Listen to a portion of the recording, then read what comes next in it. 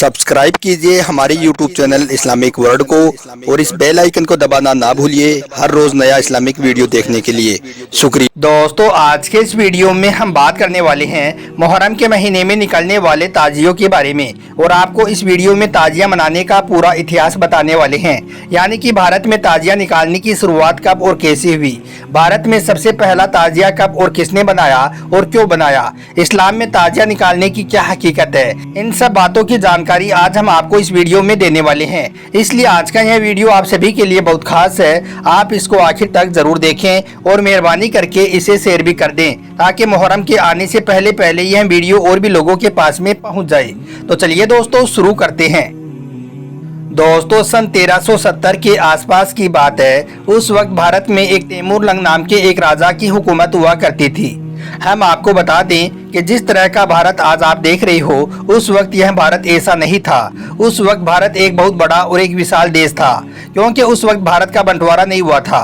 अफगानिस्तान, बांग्लादेश, पाकिस्तान और भारत यह सब देश शामिल में ही थे। और यही नहीं बल्कि जो दूसरे छोटे छोटे द्वीप थे वो भी सब भारत में ही मिले हुए थे।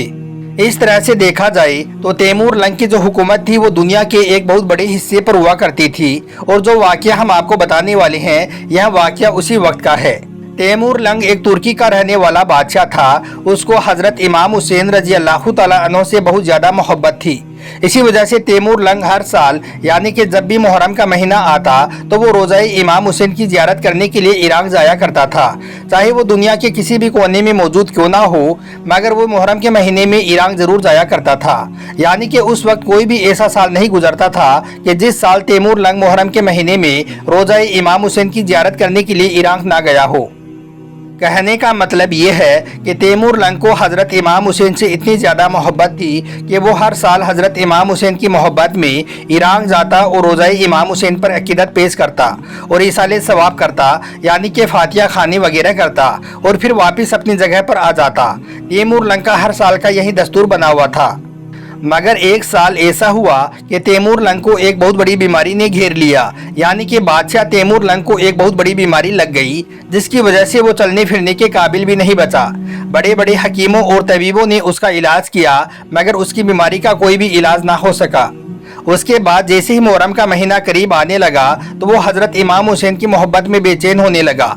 उसकी रोज़ाए हज़रत इमाम हुसैन की जियारत करने की ख्वाहिश बढ़ने लगी। मगर इस बार वो इस हालत में नहीं था कि वो रोज़ाए इमाम हुसैन की जियारत करने के लिए इराक जा पाता, क्योंकि इस बार वो चलने फिरने के काबिल भी नहीं था, उठने के काबिल भी नहीं था। और उस वक्त के बड़े बड़े हकीमों और तबीबों ने भी उसको सफ़र के लिए मना कर दिया था।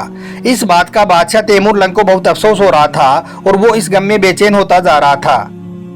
दोस्तों, तैमूर लंग के राज दरबार में बहुत सारे मंत्री और संतरी हुआ करते थे। उनमें से एक मंत्री था जो शिया समुदाय से था। तैमूर लंग का वो सबसे खास मंत्रियों में से एक मंत्री था। एक दिन बादशाह तैमूर लंग ने अपने इस मंत्री को अपने पास बुलाया और इसके बारे में उससे बातचीत की। यानी कि तैमूर लंग ने उस मंत्री को बताया कि इससे पहले वो हर साल जब भी मुहर्रम का महीना आता तो वो हज़रत इमाम हुसैन की मोहब्बत में हर साल इराक जाया करता था और रोज़ाए हज़रत इमाम हुसैन की जियारत करता था। मगर इस बार उसको इस बीमारी ने घेर लिया है। इस वजह से वो इस बार रोज़ाए हज़रत इमाम हुसैन की जियारत के लिए इराक नहीं जा सकता है। बादशाह तैमूर लंग ने अपने इस मंत्री से कहा कि वो कोई ऐसा रास्ता निकाले कि वो किसी भी तरह से इराक जा सके और जाकर रोज़ाए हज़रत इमाम हुसैन की जियारत कर सके। दोस्तों, यह शिया मंत्री तैमूर लंग का सबसे खास मंत्री था। इस वजह से वो किसी भी तरह से बादशाह को खुश करना चाहता था। इसके लिए उसने अपनी सारी आवाम के बीच में इस बात का ऐलान कर दिया कि जो भी कोई हज़रत इमाम हुसैन के रोज़े की शक्ल में, यानी कि जो भी कोई रोज़ाए इमाम हुसैन का हूबहू मॉडल बनाकर लाएगा उसे बादशाह की तरफ से एक बहुत बड़ा इनाम दिया जाएगा। उसके बाद उस जमाने में जो कई सारे बड़े बड़े कलाकार थे उन सब ने मिलकर रोज़ाए इमाम हुसैन का मॉडल बनाना शुरू कर दिया। उन्होंने बांस की लकड़ियों को जोड़ जोड़कर रोज़ाए इमाम हुसैन के जैसा एक मॉडल बनाया और उसके बाद में उसके ऊपर खजूर के पत्ते और दूसरी चीज़ें जो उस जमाने में मिला करती थी उनको उसके ऊपर लगाया गया। और इस तरह से उन्होंने रोज़ाए इमाम हुसैन के जैसा एक मॉडल तैयार कर लिया जो कि हूबहू रोज़ाए इमाम हुसैन के जैसा ही लग रहा था। फिर जब वो मॉडल बनकर पूरी तरह से तैयार हो गया तो फिर उसको बादशाह तैमूर लंग के सामने पेश किया गया। बादशाह उसको देखकर बहुत खुश हुआ और खुश होकर उसने अपने उस मंत्री को बहुत सारा इनाम भी दिया। और यही नहीं बल्कि उस मॉडल को जिन कलाकारों ने मिलकर बनाया था उनको भी बहुत सारा इनाम दिया गया।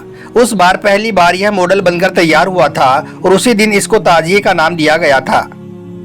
दोस्तों, जिन ताजियों को आज हम और आप देखते हैं, इनकी शुरुआत उसी दिन से हुई थी। पहली बार बादशाह के जमाने में उन कलाकारों ने वो ताजिया बनाया था। उसके बाद तैमूर लंग के इस ताजिए की चर्चा केवल उसके महल तक ही सीमित नहीं रही, बल्कि चारों तरफ यह बात फैल गई कि बादशाह ने हजरत इमाम हुसैन के रोजे जैसा मॉडल बनाया है।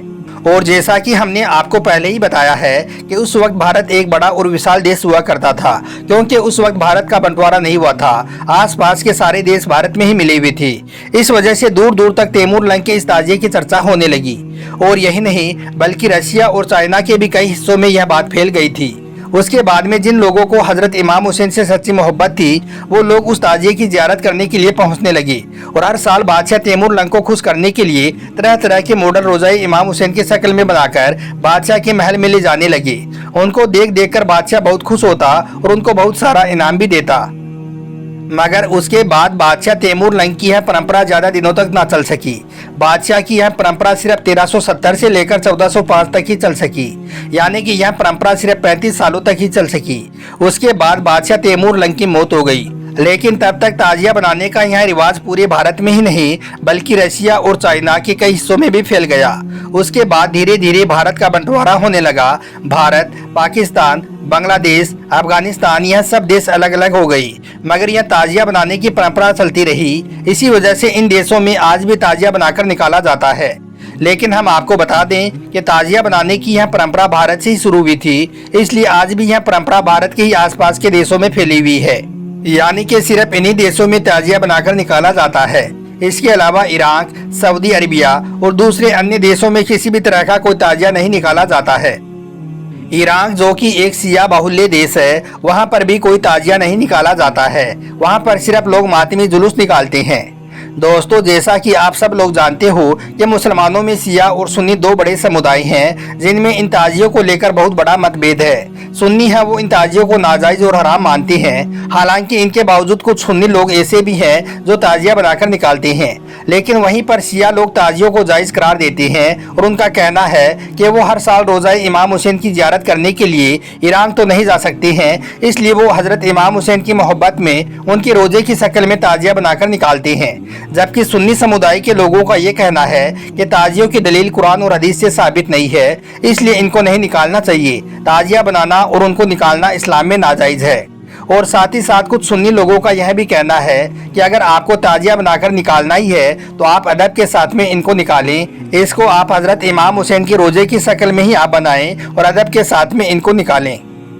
मगर आजकल कुछ लोग हैं जो ताजियों में खुराफाती कर रही हैं, वो इस्लाम में बहुत गलत है। वो ताजिया तो निकालते ही निकालते हैं, साथ में कुछ ऐसी अजीब अजीब चीज़ें भी निकालते हैं जो कि बहुत बड़े गुनाह का काम है। कुछ लोग एक मटके के ऊपर काले रंग की चादर डाल देते हैं और फिर उसको हजरत इमाम हुसैन के कटे हुए सर मुबारक की शक्ल देकर उसको चारों ओर घुमाते हैं, जो कि बहुत गलत बात है। इसके अलावा कुछ लोग ताजियों के साथ में गाड़ियों पर लाउड स्पीकर रखकर और नाच गानों के साथ में ताजियों को निकालते हैं। और यही नहीं, कुछ लोग तो अजीब अजीब तरह की स्टंटबाजी भी करते हैं। कई लोग कब्र भी बना देते हैं, जो सुन्नी समुदाय के हिसाब से बिल्कुल भी जायज नहीं है और कुरान और हदीस में इसकी कोई दलील भी नहीं मिलती है। उम्मीद करता हूं कि आज की यह जानकारी आपको अच्छी लगी होगी। वीडियो पसंद आया हो तो आप इसे दिल से एक लाइक जरूर कर दें और मेहरबानी करके इसे शेयर भी कर दें, ताकि मुहर्रम से पहले पहले यह वीडियो और भी लोगों के पास में पहुंच जाए। आपका वीडियो देखने के लिए बहुत बहुत शुक्रिया।